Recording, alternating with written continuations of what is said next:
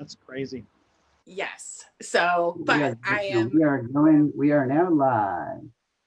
Yay. So awesome. Hello, everybody. Thank you for joining us for another lunch. I'm Kayleen McCabe, joined as always by my friend and CEO of SEFSCA, Scott Sheelar. Scott, how are you doing this week? I am doing great, Kayleen. How are you doing? I'm doing really good, actually. I always look forward to these chats because, you get to hang out with friends and learn cool things, but, always get to tell fun stories. But real quick, before we get started, I got to geek out about one of my new tools. Now, this is not necessarily something that most folks might find a tool, but this is new to me. I just purchased a pair of bifocal safety glasses. Whoa. Oh, Scott, my life is going to change. They don't fit with these lovely hat that I'm wearing. But did you know they made bifocal safety glasses? I did not know that. And they look really cool too. I like the style and right? Yeah. Not even sponsored. This is just one of those things that I'm doing a lot of joinery and my eyes are getting tired. And what a great thing. Science is fantastic. So had to geek out with one of my new tools. That's awesome. Thank you. Yes. Yeah, absolutely. But, I actually wish I had my other reading glasses because I've been following you folks on social media and I feel like a lot of cool things have been happening lately. And I want to talk about it, but I also want to be able to see everything. And dang it, I wish I had brought them over. But Scott, what's new this week in the world of SEFCA? Well, I'm excited about our guest today, right? We have a couple of awesome entrepreneurs who are doing great things here in Georgia. They've been working with SEFCA for a long time. Jay Cunningham, I can't wait for you to meet him and talk with him. He's one of my favorite people in the industry. We've known each other for over 20 years, and he started a plumbing apprenticeship program all these years ago, and one of the most successful plumbing businesses here in Atlanta called Superior Plumbing. And then Bernie Jorger out of Middle Georgia, I just met him a few weeks ago. They actually won an award from SEFCA. We recognize companies who do the best job of working with our high schools and, in our construction programs. And his company actually won an award from SEFCA. It's our K-12 Pipeline Employer of the Year award. So in addition to being awesome entrepreneurs and doing great things from a business perspective, they also both really believe in giving back and helping our young people think about and pursue a career in construction. So I'm just excited that you get to meet them and talk with them. And I'm looking forward to hearing what they have to say. Yes, me too, because, I really have enjoyed the perspective of all the different facets of this industry, from the student and also the employer. But also, we get the opportunity to show folks out there how many different trades there are around. It's not just, I'm a nerd for woodworking, hopefully welding someday. But the reality is that there are so many different avenues to go down and the level of success that can come out of it. So yeah, I'm very excited about today's conversations as well. Yeah. You can plant those seeds early on, right? Yeah, absolutely. And this is something we talk about, all the time with construction is how you can really start your own business. In our industry, you can start out at the very bottom and work your way up and own your own company. In fact, I wanted to share something with you, Kayleen, and with all of our viewers today. This is a message I got earlier today. I'm going to share it on our screen. Actually, I got it 5 days ago. This was from a gentleman named Joshua Willis who attended our Career Expo and Skills USA event back in 2011. So 9 years ago, he ended up getting a job because of that event. He got a job with an electrical contractor named Allison Smith. They're a big electrical company here in Atlanta. He worked with them for 9 years, and he just reached out to me 5 days ago to let me know that he started his own business. This is a real life example of what we talk about all the time. A young man who came to our expo 9 years ago, worked in the business for 9 years, and now he's out doing his own thing with his own company. How awesome is that? And and it reminds me of something that maybe would be a good question to start with Bernie and Jay. I think it's so important, if you're going to start your own business, you really need to do that thing for some period of time, right? So if you're going to start an electrical business, it's a good idea to work in that business for, in this case, for 9 years to really understand it. I mean, a lot of people just want to jump out and start their own business, and they probably do it a little too soon before they've, acquired the knowledge and the expertise in the industry. So I'd be curious to hear Jay and Bernie's perspective on that. I suspect they worked in their field for a good bit of time before they actually jumped out and started their own business. So I can imagine with the level of success that these two gentlemen have, that they were definitely educated before jumping into the business side. But again, I can't wait to ask them, because it is, and what a wonderful also example, a recent example. So congratulations to that student, because it, it doesn't happen overnight. Success is not like, oh, I'm just going to wake up and I'm going to be a successful influencer and have my own business. It does not work that way. And so talk about an expert that I cannot wait to talk to, Jay Cunningham. So Scott, thank you again for joining me to start off. I love it. Thank you again for sharing the success stories that SEPCA has, because they are plentiful for sure. And folks watching, please, if you have any questions, Scott's going to be hanging out. So please feel free to ask them and type them away. And so excellent. I am joined both by Jay and Bernie. Gentlemen, good morning. Hello. Thank you so much for joining us for lunch today. Good to be here. Can everybody hear me? I can, but I can't see you. But sometimes that is not always me. I know, sorry. But no worries, Bernie. As you come in and out, I'm going to I'm going to start with you, Jay, because I have a few questions that I would love to start off with. So Jay, you've been in the industry for quite a while, and looking through to the information, this is impressive. You started Superior Plumbing in 1988. And so what was your background before you actually started that? Well, I was a high school graduate, Kayleen. I really didn't know what I wanted to do in high school, was interested in a lot of different things. I got married early. So at 18, I was married. By 22, I had 3 kids. So I know the modern day youth can't really fathom that idea of having so much at that period. But in 83, when I was 21, I went to work at a great plumbing company here in Cobb County, and spent 5 years there. So that was kind of, I'd gone to a couple of years in between graduating from high school and starting my plumbing career. I'd gone to a couple of years of junior college at Kennesaw Junior College then. So really just kind of fiddled around for a couple of years and went to work at a plumbing company. The income that you were making when you started off with the plumbing company, was it enough to sustain your family at that time? Only with a lot of, I want to say hard work, but a lot of overtime, I was making $4.75 an hour.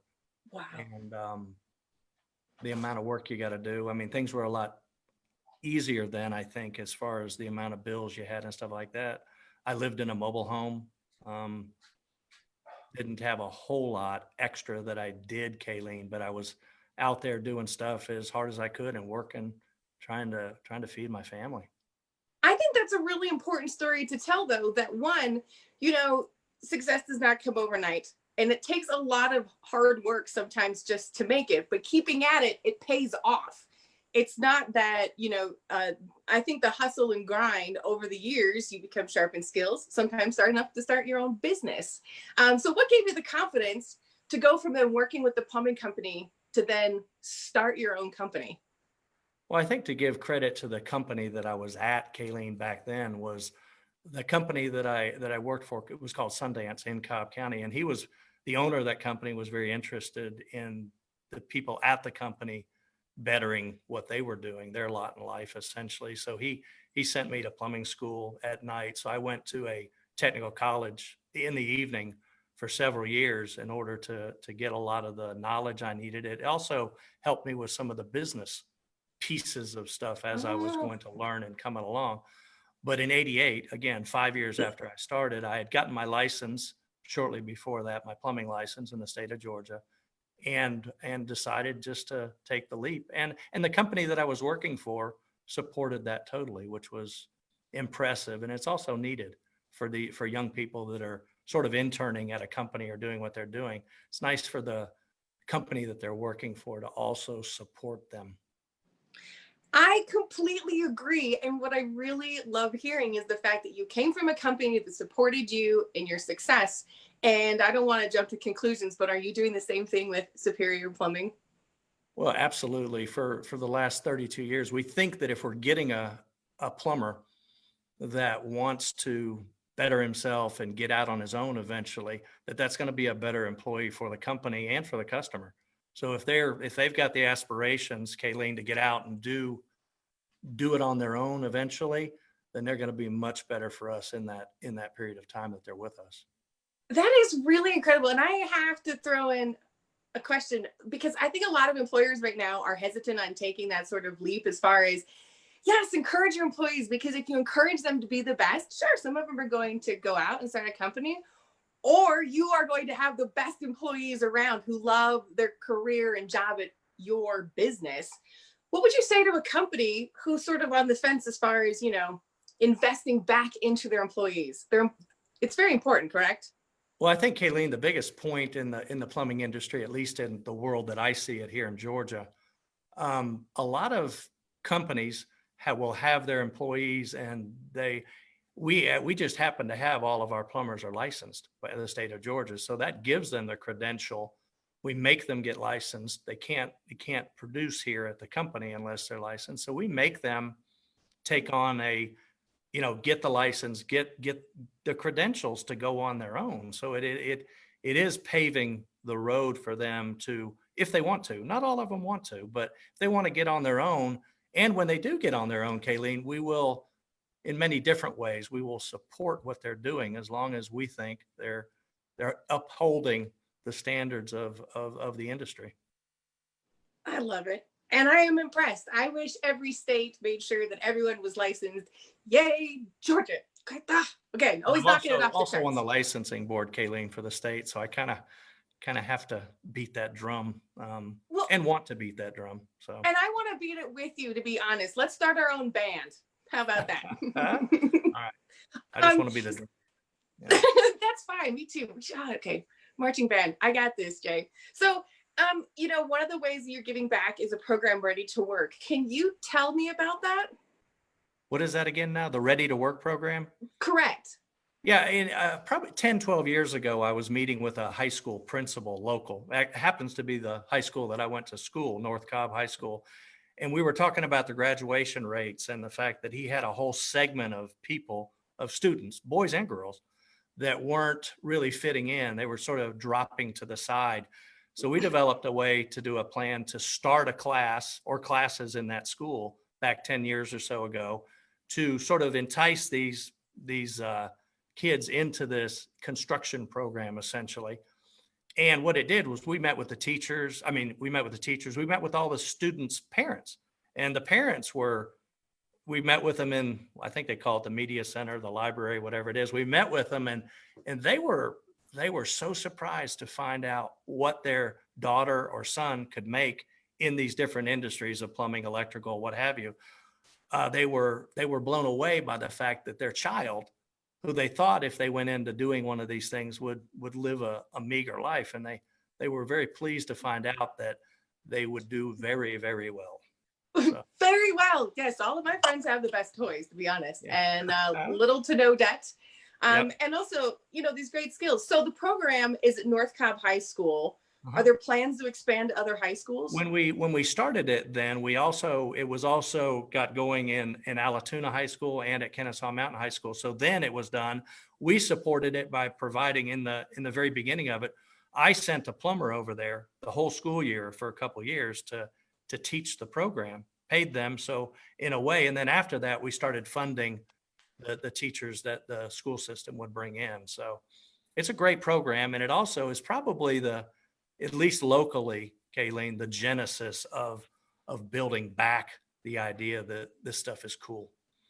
Yes. Well, and the buy-in all the way around is critical. The fact that I see the challenge with what it's like trying to bring a teacher into a school with the pay rate. And so having a company realize that and helping subsidize, while also, we have to be educated.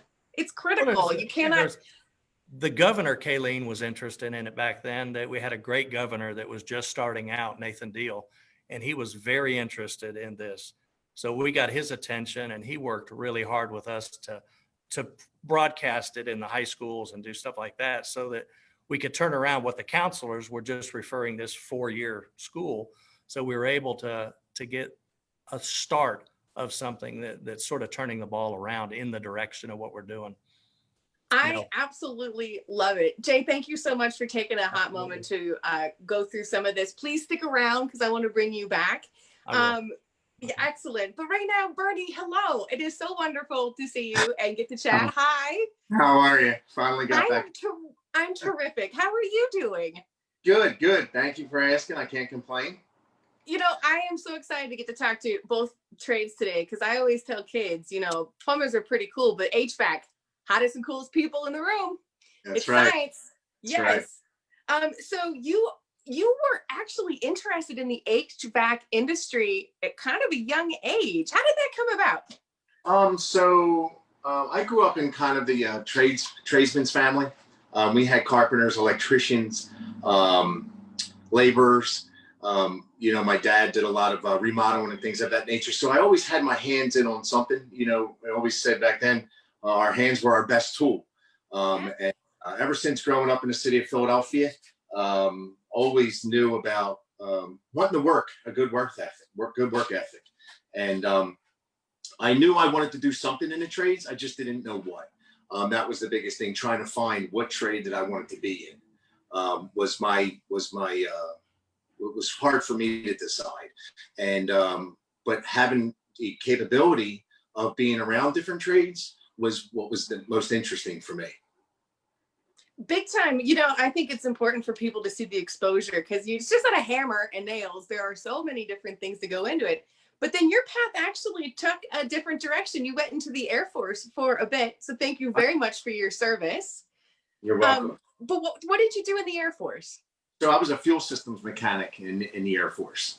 And I actually went to Jules E. Mastbaum Vocational School. And growing up, having the trades, being able to work in different fields, I actually went to high school and took business. I took business and marketing.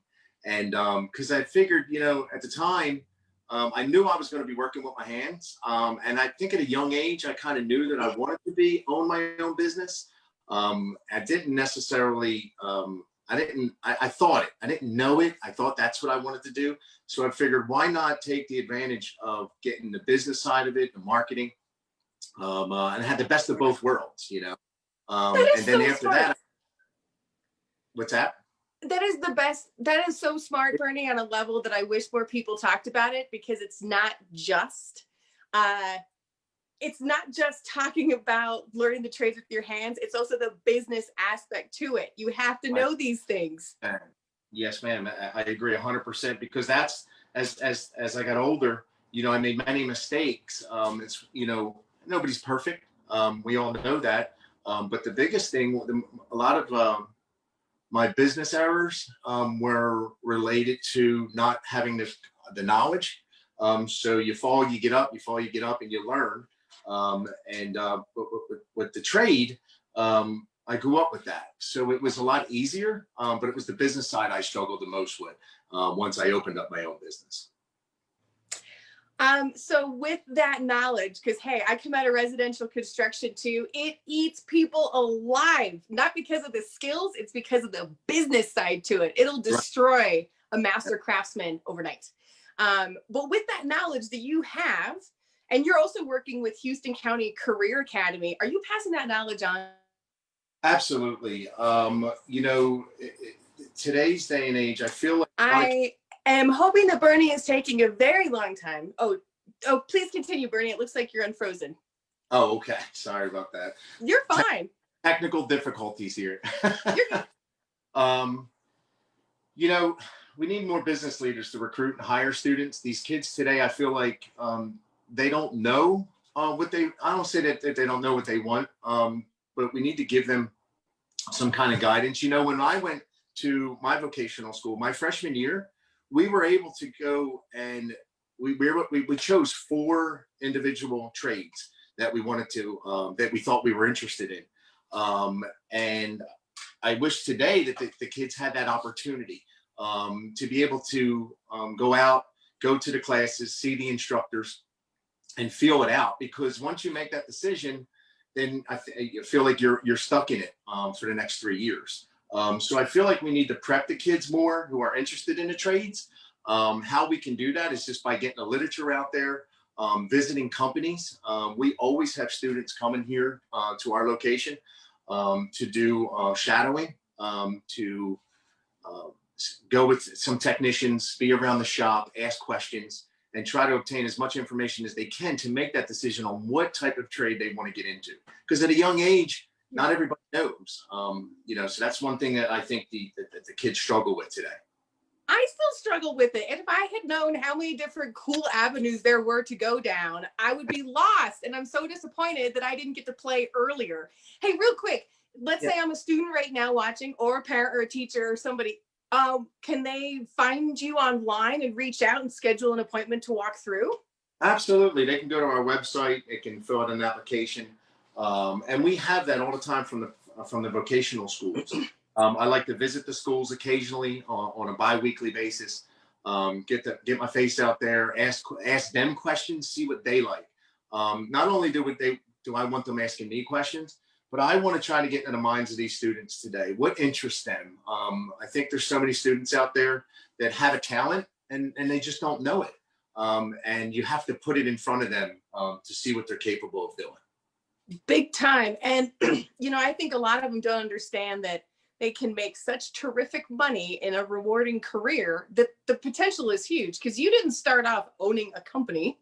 No, not at all. Not at all. Nor did our other guest, Jay. It takes years of learning this, and I'm so thrilled. I can't believe how fast, first of all this has gone by, that both of you are giving back and really aware of what needs to happen and show the examples of what success looks like, because I'm not sure a lot of students understand that, nor do they understand what they can earn. Okay, if I were to start off in the trades, let's say, hey, I'm Kayleen high school student. What can I expect to start off making?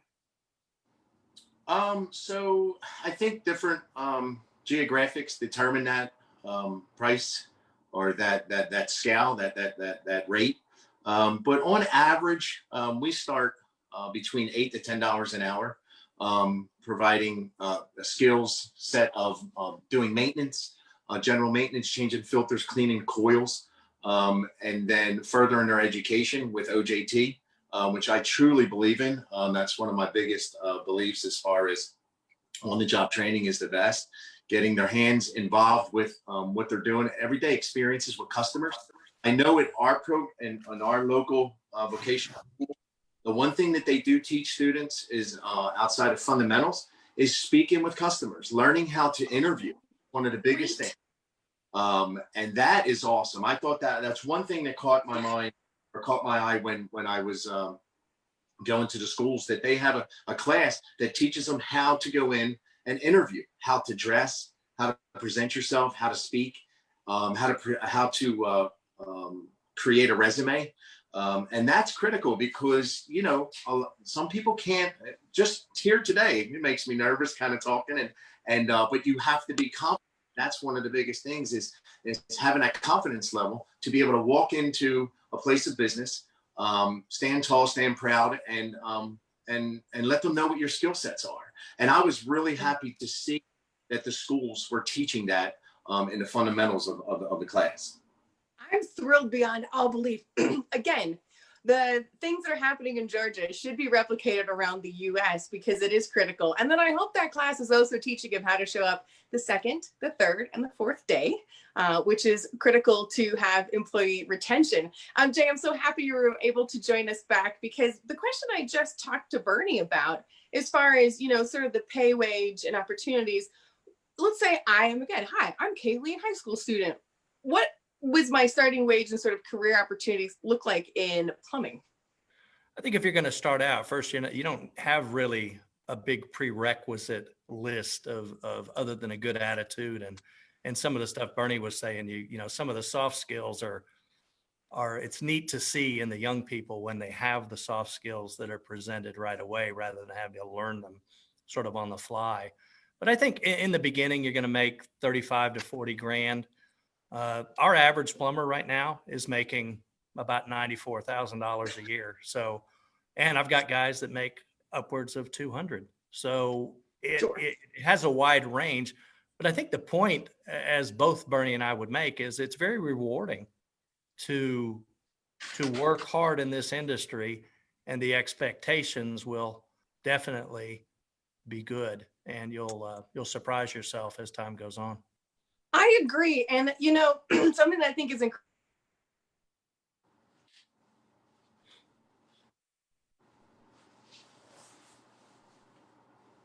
to start because it's so dynamic.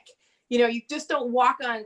I meet students who get, let's say, you know, their welding certificate and then walk onto a job site thinking they're gonna like be the top welder, and like, no, you know, it doesn't work that way. On the job training is absolutely critical, and having the chance to absorb what's around you, especially new into the industry, is highly valuable. Especially since both of you have had the opportunity to see other trades. It's kind of neat because you're both in your fit.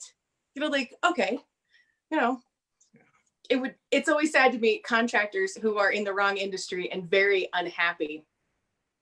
Hey, Bernie, let's say now I've done this for a while. How would I know, or what are some signs that someone should look for that it's time to try going out on their own? That's a great question. You just have to take a chance. You know, with risk comes reward. Not everyone can succeed at their own business. Many do. You just got to take your talent, your skills, and your gut feeling, and like Nike says, just do it. You know, that's what I did. I did it not once, but I did it twice. And you know, I learned from my mistakes over the years, and it made me a better person who I am today. So really, you know, I just think each individual just knows when the time is right. Are either one of you gentlemen a part of any business organizations that you would encourage young people to become members of? Sorry to put you on the spot. I just thought of that, like, you know, some handy resources as far as, because sometimes it's nice to have a mentor when you're starting off, that ability to bounce back and forth. Yeah, so you know, I've always thought that, you know, getting involved with the right company, you want to get into a company that's willing to invest on your investment. Does that make sense? You know, you put so much time and effort into it by going to school, paying for your education, and you know, you really want to get with someone or a company that's going to show that leadership and train you the right way. Mm-hmm. And I agree with Bernie, Kayleen. I think that as we look at individuals who are going to go into the field, I think it's important to point out that the family dynamic, you know, if they're married, is their husband or their wife supportive of this thing? Because I think there's a lot of times when it doesn't work, everybody didn't really totally understand what they were heading into, and how much effort and how much was going to go into the process of being a successful contractor. It does take time, and it does take everybody being in the game. It really does. It's lovely to hear because, you know, as I like to say, your first party isn't always successful. Sometimes it takes a little bit of work to make it happen. But gentlemen, this has been a treat and a half to get to talk to two successful, actually three. Scott, thank you for joining us too. They're very successful industry leaders for sure. And Bernie and Jay, before we go, I'd like to have you both say a way for folks and our fans to contact you if they have any questions. Bernie, what's your website? Our website's www.comfortairhvac.com. And ours, Kayleen, is superiorplumbing.com. Awesome. Yeah, and if I looked up there, if I could handle the humidity, I'd come play, but it turns out I can't. I like air conditioning and no humidity. Excuse me. Scott, thanks again for joining us. This was so much fun and very informative. Yeah, Kayleen, thank you for hosting us today. And I just want to give one more thanks to Bernie and Jay. You know, Kayleen, you're always bragging about the great things we do in Georgia. It's because of employers like Jay and Bernie and the leadership that they provide. And, you know, they walk the talk. A lot of employers talk about the need to connect with high schools and get kids excited. I mean, you're talking to two of the best in the country right here. I mean, they get out there, somehow they run their businesses and they make time to do this great work in the schools in Georgia. And so I'm just so thankful to have them as leaders here in Georgia with what we do, and appreciate them making time to join us today. I completely agree, gentlemen. Thank you so much. Bernie, real quick, I lived in Philly for a while. Best cheesesteaks are at the White House in Atlantic City. The heck with those ones in town. I don't know what everybody else is saying. So I noticed your accent too. That's all. But gentlemen, thank you so much for joining me. This has been a wonderful chat again. And to everybody still tuning in, if you have any questions, you can also text Career Path to 31996 and join us again next week where we talk to some amazing women in the trades. We're going to be talking to one of my actual friends, Ashton White. She's a Mason out of North Carolina, and then also Lisa Willis with NAWIC of Georgia. So thank you again for everybody joining us this week. It was absolutely fabulous. What a great lunch. And I hope you all have a terrific rest of your day. So thanks again. Bye-bye. Good. Thanks, Kayleen. Yeah. Thank you.